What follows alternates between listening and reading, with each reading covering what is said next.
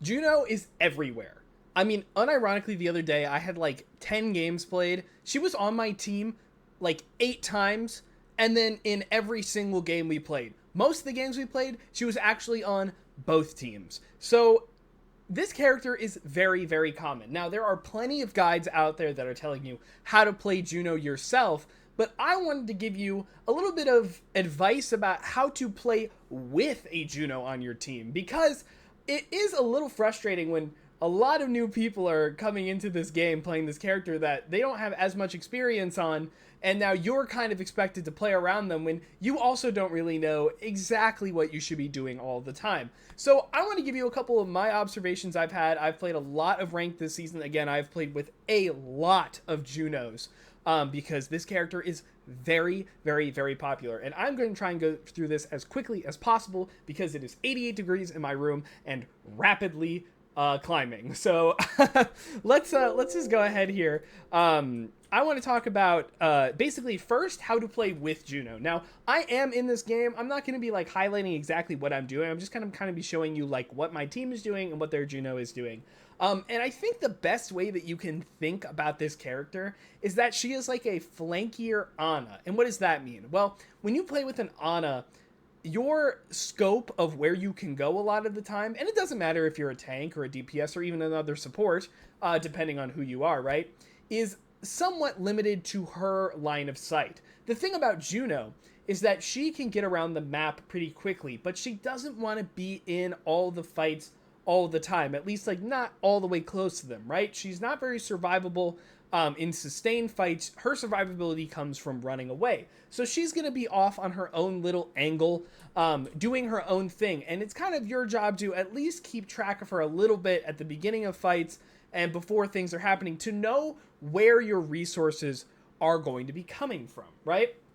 Because that is going to determine exactly how far you can go. Now, this is not a perfect example, but here, I would not be running outside this choke here because I know my Juno is not going to be there to support me. She's all the way back here in this choke. Also, better example, I'm not going to be going over to this way if I need to run away because my Juno isn't there and she's not going to have any sightline on me. So instead, I am going to try and kite away to places that she can see me. Maybe I just hug this wall. Maybe I just kind of go in here.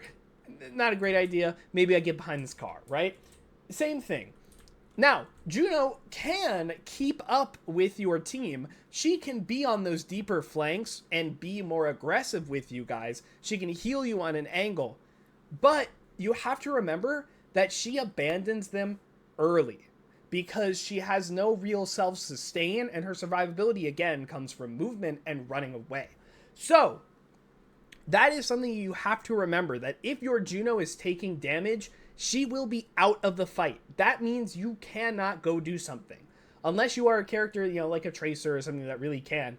But if you're a tank or a beefier DPS, less mobile, you really can't take that advantage because you know your Juno is going to be out of the fight, right? So just be careful of that. Her uptime is great at the beginning of fights, but if she ever gets pushed out, she is going to disappear from it. And you're going to have to play around those disengages, right? Don't just be like, what is my Juno doing? She got forced out and she had no other options to escape, right? So it's kind of on you to understand when your Juno is going to be there and when she's not going to be there. Now, if she is in your backline, like this example here, right? Don't feel like you have to stack on her, right? So you can see here that I'm not anywhere close to my Juno. Now, she's not close to me because she understands that she doesn't have to play that close. But if she's with your team, like not actually on an angle, keep some distance, right? She can still heal you from plenty far away. Her damage and healing fall off doesn't really kick in for a while, at least noticeably. So you can give yourself some space between each other. What that is going to allow is to allow you guys to take different angles from each other and kind of like maximize your pressure on the enemy. Again, even if they are behind you, you can create an angle mid-fight and then she'll just have one, right? She could go take one mid-fight. There's plenty of things that you can do. But again, try not to stack on your Juno. This is not a character that you're going to be hard brawling with. I think she's going to be the most effective in kind of like slower dive comps, something with like a diva Not like a Lucio Kiri type style of dive, right? More of like, like Ana Brig is slower. It's a little more like methodical. I think Juno is going to be a little more like that play style in those kind of comps, right? You also, again, you can get value from all of her abilities at range. Now, in this VOD, Juno is going to be giving me a speed ring from back here. I don't think she does it quite right here. But yeah, remember, again, you don't have to be right next to her. She can give you all of her abilities, right? Orbital Ray to an extent, her missiles, her gun, her speed ring, right? So again, don't stack on your Juno. Now, when your Juno decides to use Orbital Ray, let me see. Here we go. She uses it here. What you should be thinking about this ability is that it's pretty much like a Kitsune Rush, right? The other team is going to have to respect it, but also don't feel like you are like tethered to having to play in the Ray at all times. The Ray itself is scary for the enemy team, even if it is not currently occupied, because the second that somebody steps into it, that is when it becomes scary, right? So don't be afraid to kind of weave in and out of it at will, right? It is going to move. It is going to go to some inopportune places. Think about this one right here. This is going to go into that room. I'm not going to go follow it into that room, right? I don't need to squeeze all the maximum value out of it if it's going to ruin my position, right?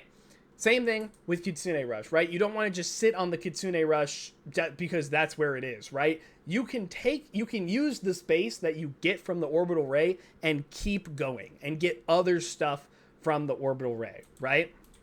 Also, it is very powerful. The healing on it is very good, but make no mistake, you're not invincible, right? You are still liable to getting one shot. You are still potentially liable for just getting caught out, getting booped out of it, right? You're not invincible. So if it is better to abandon it, you should, right?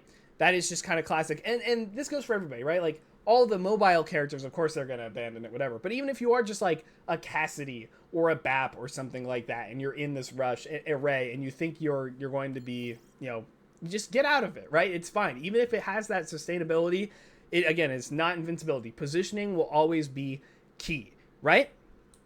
Also something, there's a little earlier in the VOD that you can hopefully see when this ring comes up.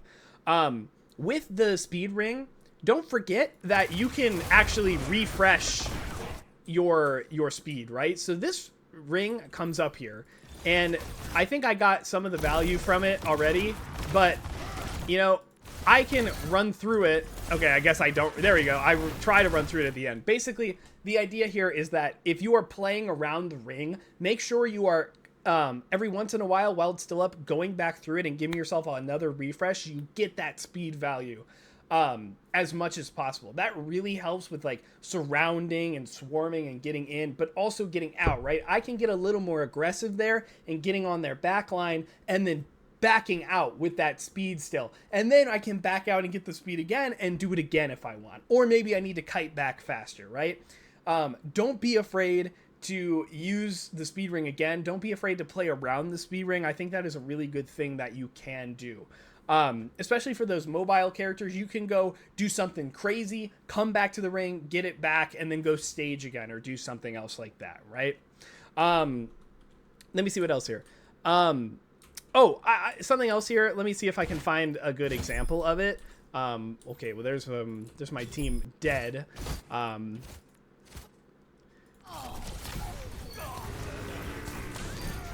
Well, it looks like my Juno died. But basically, when you are playing in a spammier comp, a slower comp, like Brawl or Spam, don't be afraid to use Ring just to disengage, right?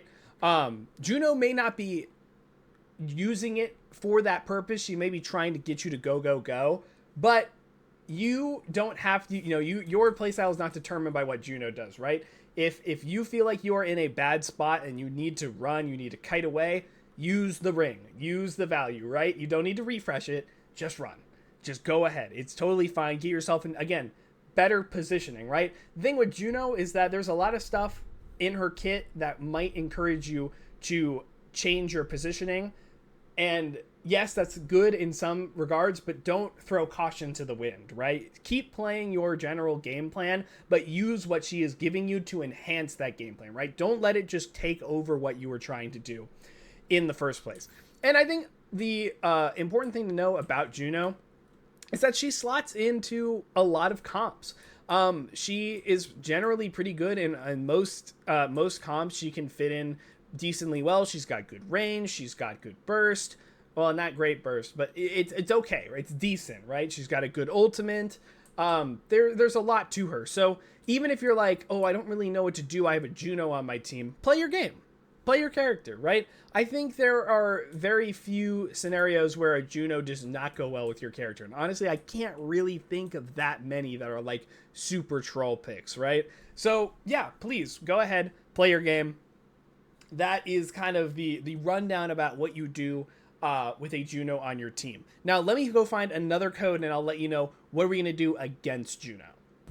Now, I want to show you something here as I roll out on this map. I'm the Wrecking Ball here.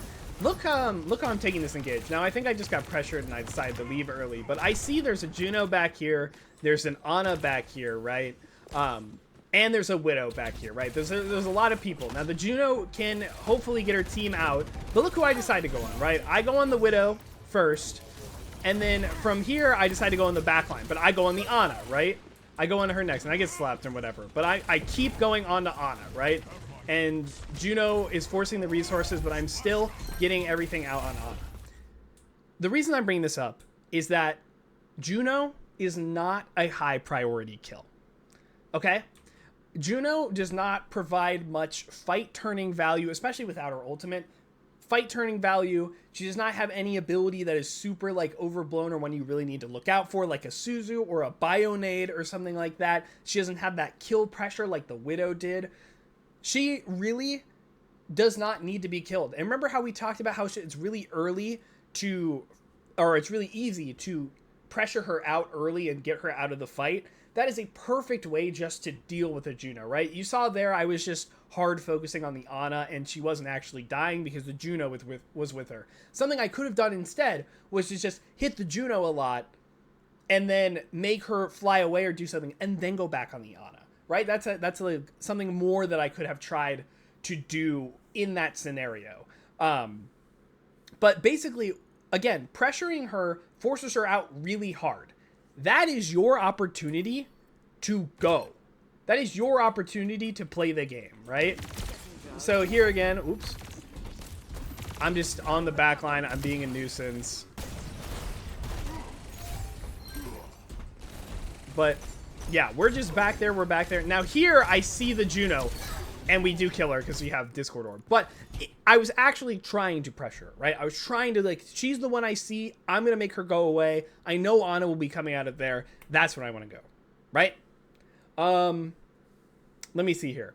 I think the best way that you can do that though is that if there is a way that you can force her to use her Hyper Ring, which is her really big thing that is going to save her team, that is really good. If you can make her use Hyper Ring selfishly, then that means that their team is a little more defenseless. So I could go get on that Ana much easier because there's not going to be any kind of speed or anything that is trying to prevent me from doing that, right?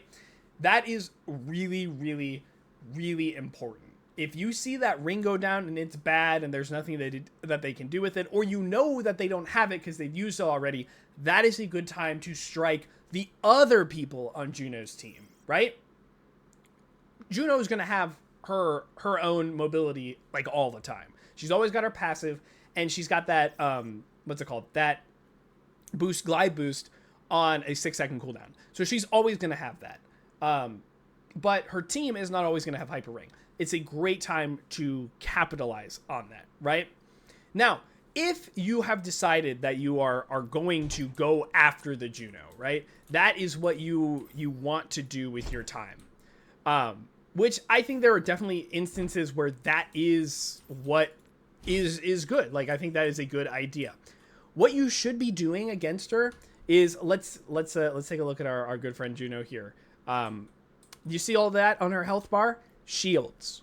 She has no self-healing outside of the passive and her shields. So the way that she gets it back is just being out of combat for 2.5 seconds or whatever. So she gets her shields and the support healing passive kicking in, right? So that is going to let her come back in the fight. So me on ball, I'm going to harass her. Even if I can't kill her, even if I can't keep up with her, depending on my character, if I can just guarantee every 2.5 seconds I get a shot on her, that is another 2.5 seconds where she's out of the fight because she can't heal, right? She's not getting back her survivability, and she's going to have to either be forced further out, or she's just going to have to be forced to go in with less resources, and that's a great time to kill her, right? So always keep that in mind when you are against a Juno, right? That is the best way to keep her out of the fight as long as possible. There are better characters to do that, maybe not Wrecking Ball, but like even just a Tracer kind of following her and making her go further and further and keeping her out and then coming back to the fight to help out. Great. It's a really good way to keep Juno's value lower, right? Okay, and then I also this is something that none of the characters on my team really can do in this point, but don't forget that you can see when she is she is prepping her missiles, and you may be tempted to, with any kind of like mitigation tool, like a shield or a Diva Matrix, to put it up when you see the missiles, right? When you see that she is like procking, like getting ready to shoot them. You should wait until she actually fires them, because that is when they're, what's it called? Their route is determined and much easier to block, right? Because if you throw out your Sigma shield when she's starting to get them ready, then she has the opportunity to double jump and fly over and then get all the value that she was looking for, right? So you should wait, and it's very easy to on reaction to get these, right? Especially like if it's bad for your team, like she's trying to kill somebody, that is going to be the difference between life or death. You may be able to save them, or maybe she is trying to get a really big healing burst on her team. You can block it or eat it, right? If you know when it's coming out, you can mess her up, because that's a much harder one to do, right? Because it's going to come out there. Her team is more than likely going to be closer to her than you guys are, so you have less time to react. But if you can get it, that's good. And you want to make sure you have all the resources available and the reaction time available to you, right? Also, when she decides to use missiles mid-combat, this, in my opinion, is typically a mistake. The reason being is that she can't do anything while the missiles are up. That's a really greedy play from the Juno, right? She is going, okay, I think my team is generally fine, and I don't need to do anything at the current moment, so I'm going to get the missiles ready for the next push, right? But if she does it when her team is actively engaged and like low or actually doing something, that is actually your opportunity to put as much damage into that character that she's trying to save, because she literally can't do anything, and then there is travel time for the missiles to come get them, right? So even if you don't kill that target, Juno has wasted an ability, wasted time, and it's actually just going to be probably an easier cleanup from that point on.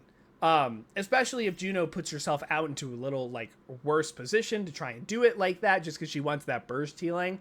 That is kind of the best way that you can deny that value. Also, if you really wanted to, you could throw an anti-nade when you know that the missiles are going to come. That's a great way to prevent her from healing up, right? There's a lot that you can do there. But basically, when you see her getting ready to cast the missiles like you do here, this is actually your time to go as hard as possible, like I'm doing here, right? Now, she's not in range. She's trying to get there as much as possible. This guy's going to be dead anyways because he's got full echo beam, but the kind of the basics apply there, right? Now, track her double jump if you can. It will help you determine her flight path a lot, and will hopefully secure you more kills. So, especially in her, what's it called? Her boost. That is when I think tracking her double jump is the most important, because you're going to be trying to use abilities to stop her, to get her out of that, to shoot her. And she has one good way to juke you to juke one thing, and that is the double jump. If you are tracking it, you can wait until you know that the double jump is gone to use that kind of ability or do that kind of thing, right? Otherwise, she may be able to escape you and everything. And tracking the double jump is hard. It's on her passive, but that's really like more of like a really minor thing. Like if you know that she's done it, then her flight path is going to be very, very linear, very easy to what's it called? To take advantage of. Actually, let's watch her do it here, right? She boosts. She actually didn't glide boost there. But, look how slow she falls, right? Super easy. Now that she's gone, super easy target. Floats super slow to the ground. Very big hitbox for a mobile support like this. I mean, her head is like super big, I'm pretty sure. That's a great way to catch her out and to get her there, right? And then the last thing I have here at least like written down is respect her ult. But if you can, try to deny them from taking the space. And let me see if I can find where the Juno uses her ult here. It looks like she has it here. Let's see if I can find it. But basically what I mean here is that Orbital Ray is going to be used to get space, right? They want to take the space back. Okay, she does not use it. They want to take the space back, right? That is the job of it. They want to take space back. They want to take space away from you. If you can weather the storm and not allow them to walk with the orbital ray, that is actually going to allow you to deny a lot of its value, right? So let me see. It's look like she's going to pop it here, right? So they're gonna push the corner here and pop the ray, right? But what have I done? Well, I have split the team, and I have gotten Ana, and Junker Queen is looking at me. Now, these three are definitely going to push in, but I have denied at least two of their characters from being able to push forward. They cannot get value out of this orbital ray, right? I have split their team. I have weakened their ultimate, right? Because of this. Now the Ana is just going to die, and then I'm just going to let them go, right? Now, see, that's a realization for me, is that I realize now that these guys aren't a threat. The threat's over here. Let me disrupt it, right? So I was able to deny some of the threat of this ultimate, and then I was able very easily to go help deal with the people getting the value out of it because there were less people getting it, right? It's much easier to deal with 2 people in this ult rather than 5. So if there is anything that you can do to deny them from walking with this ult, another ult that clears the space, maybe you are a super duper spam comp and you spam them out while they're in it so they are afraid to walk and the beam just kind of comes right into you instead of them coming in with it. That is a great way to try and counter this ult. I'll admit, it's hard. It requires some split second decision making because this thing starts going and it starts going fast. So you kind of have to be ready for it. But there I was ready for it, and I was able to kind of stop this push before it was even able to happen at all. So basically, the TLDR with Juno is that she is scared. She does not want to play with you. She wants to escape fights as much as possible, but she wants to get back into them as fast as she can. Her range and her mobility allow her to do both of those things. If she's on your team, you need to be wary of when she is able to go, when she's able to help you, and where she is. But if she isn't on your team, you can do a lot to deny her, right?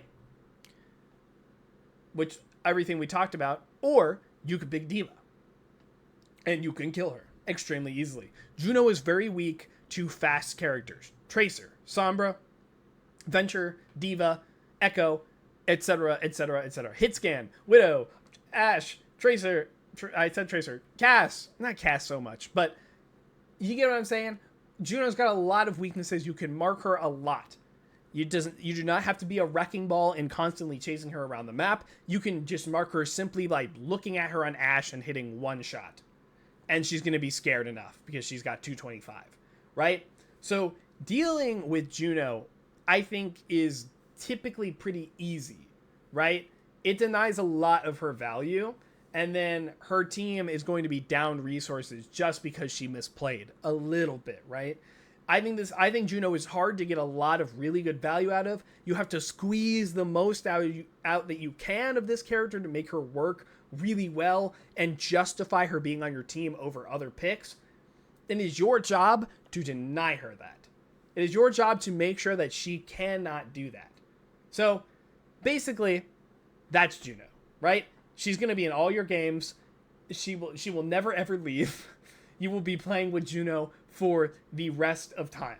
So you might as well start getting good at playing with this character in the lobby. So that is all I have.